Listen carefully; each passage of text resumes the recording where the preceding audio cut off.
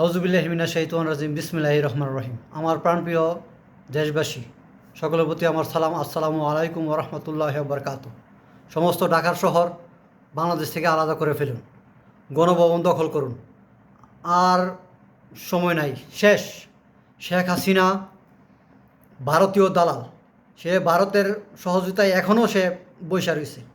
এতগুলা হত্যার পরে, এতগুলা ছাত্র ছাত্রী জনগণ হত্যার পরও সে কিসের আশায় বৈশা রয়েছে? অবশ্যই সে ভারতের আশায় বৈশা রয়েছে।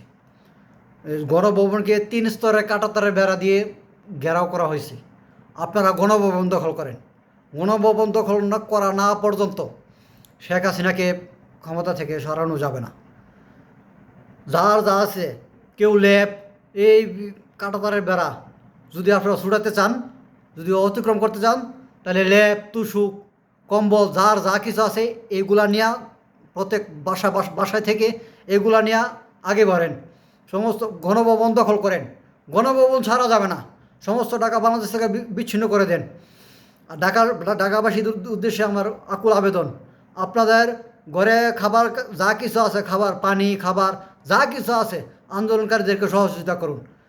জয় হবে ইনশাল্লাহ, ইনশাল্লাহ জয় হবে।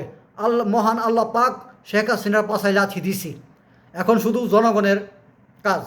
গণভবন দখল করুন, জনগণকে, শেখ হাসিনাকে অ্যারেস্ট করুন।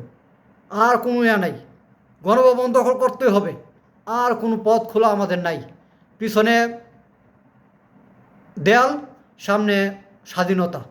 কাজেই এখন সামনে আছে, আমাদের সামনে এখন টার্গেট গণভবন। গণভবন দখল, আমরা স্বাধীন দেশ, স্বাধীন জাতি হিসাবে আত্মপরিচয় গ্রহণ করব। ইনকালাব জিন্দাবাদ।